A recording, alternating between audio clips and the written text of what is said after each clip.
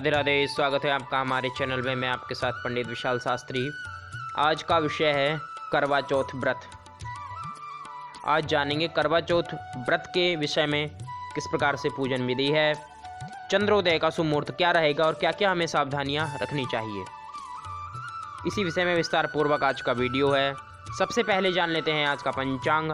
आज दिन बुधवार, आश्विन माह शुक्ल पक्ष द्वादशी तिथि दोपहर 12:53 तक रहेगी। इसके पश्चात त्रयोदशी तिथि आरंभ होगी। आज नक्षत्र पूर्व भाद्रपद जो प्रातः 9:10 तक रहेगा। इसके पश्चात उत्तर भाद्रपद नक्षत्र आरंभ होगा। आज योग व्याघात कर्णबालव और कोलभ।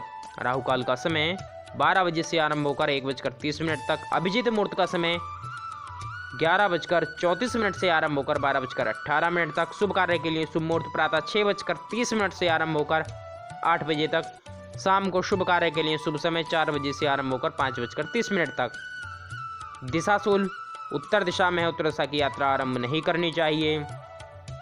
चलिए सज्जनों, दर्शकों, अपने विषय की ओर अग्रसर होते हैं और जानते हैं करवा चौथ के विषय में सावधानियां, व्रत के नियम और चंद्र उदय का शुभ समय।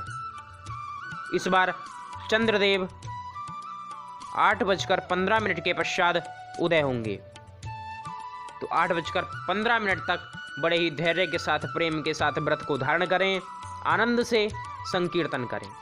भारतवर्ष में अनेक व्रत और त्यौहार हैं। सभी त्यौहार बड़े ही उत्साह और प्रेम से सनातन धर्म के लोग व्रत को धारण करते हैं, व्रत को रखते हैं।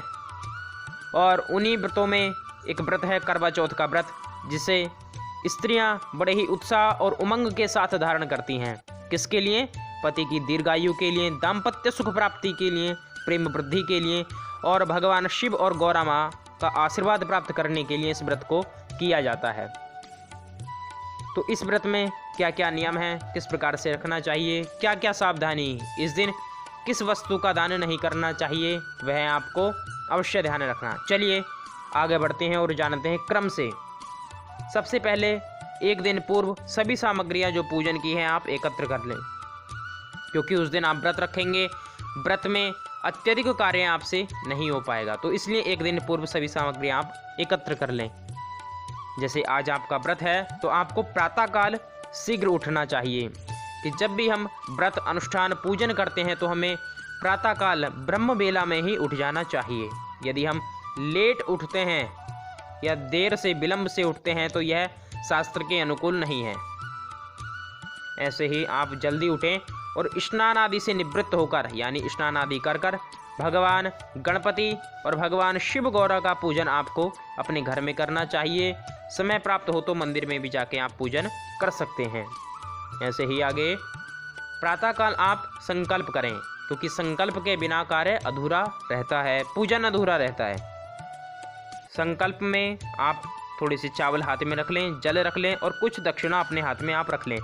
और संकल्प में आप अपना नाम, अपना गोत्र, उस दिन क्या दिन है, क्या वार है, उसका नाम, तिथि यानी चतुर्थी रहेगी तो चतुर्थी आप बोलें। और उसके पश्चात आप कहेंगे कि इस यानी जो नाम है, जो गोत्र है, तिथि, वार इत्यादि का नाम लेकर पर अखंड सौभाग्य, पुत्र पौत्र आदि, स्थिर लक्ष्मी, पति की दीर्घायु के लिए अपना नाम पुनः बोलेंगे फिर से। मैं करक चतुर्थी का व्रत धारण कर रही हूँ, ऐसा आप कहेंगे। इसके पश्चात वह जल, अक्षत और चावल और जो दक्षिणा है भगवान को समर्पित कर देंगे, यानी गणपति जी के आगे आप चढ़ा देंगे। उसके बाद पूरा दिन आप व्रत रखेंगे बड़े ही संयम, प्रेम और शुद्धि के साथ। इसके पश्चात आप शाम के समय जो भी 3-4 बजे, जब भी आपको समय प्राप्त हो, समय लगे, सभी को एकत्र। शाम के समय आपको एक चौकी लगानी चाहिए और उस पर करक माता यानी करवा चौथ माता का जो चित्र है वह आपको रखना चाहिए चौकी पर। कभी भी भूल कर नीचे ना रखें, दीवार पर आप लगा सकते हैं या फिर आपको चौकी पर चित्र रखना चाहिए, नीचे कदापि ना रखें। और उस पर लाल वस्त्र अवश्य बिछाना चाहिए। जो भी आपके पास लाल चुन्नी है या लाल सूती वस्त्र है या कोई भी वस्त्र आपके पास है, सफ़ेद वस्त्र ना बिछाएं, लाल वस्त्र सबसे उत्तम कहा गया है। तो लाल है तो लाल आप बिछा सकते हैं, पीला बिछा सकते हैं, लेकिन सफ़ेद या काला वस्त्र कदापि ना बिछाएं। इस बात का आपको ध्यान रखना है। सभी सुहाग का सामान आपको, यानी जो करवा चौथ माता का चित्र आपने सामने लगाया है उस पर आपको चढ़ाना चाहिए। 5, 7, 9 या 16 प्रकार का श्रृंगार आपको समर्पित करना चाहिए। कभी भी भूल कर भी पैकेट वाला आप श्रृंगार समर्पित ना करें, खुला श्रृंगार आप लेकर आएँ। उसके पश्चात जब पूजन संपन्न हो जाए तो अगले दिन उसमें से कुछ श्रृंगार आप स्वयं ग्रहण करें और बाकी सामान आपको धर्म स्थान में दान कर देना चाहिए।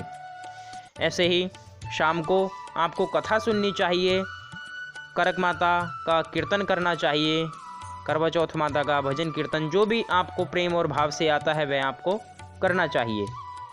पूजन में आपको 2 कलश रखने चाहिए।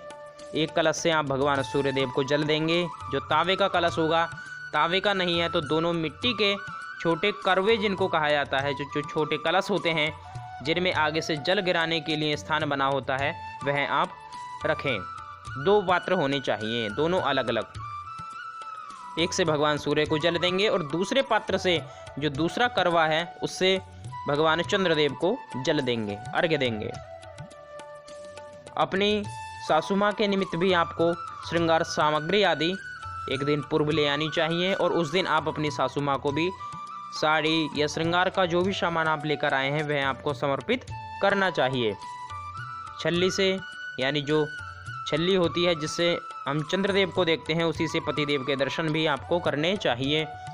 इससे पूर्व चंद्रदेव को अर्घ्य आदि दें, फिर जलपान करके यानी जल ग्रहण करके आप अपने व्रत को खोलें, व्रत का पारायण करें। आपको ध्यान रखना है इस दिन भूलकर भी सफ़ेद वस्तुओं का दान नहीं करना चाहिए। किसी को भी भूलकर सफ़ेद वस्तुएं ना दें, जैसे दूध, दही, घी और पनीर आदि, इन सब वस्तुओं का दान नहीं करना चाहिए। तो विधि पूर्वक व्रत को धारण करें, शुद्धि, समर्पण, प्रेम भाव के साथ व्रत रखें, बड़ा ही आनंद और पुण्य लाभ आपको प्राप्त होगा। ऐसे ही ज्ञानप्रद वीडियो के लिए चैनल को करें सब्सक्राइब, बेल आइकन प्रेस करें। वीडियो अच्छी लगे लाइक करें, सब्सक्राइब करें चैनल को और इस वीडियो को अधिक से अधिक आप शेयर करें। आनंदित रहिए, प्रसन्न रहिए। जय जय श्री राधे श्याम।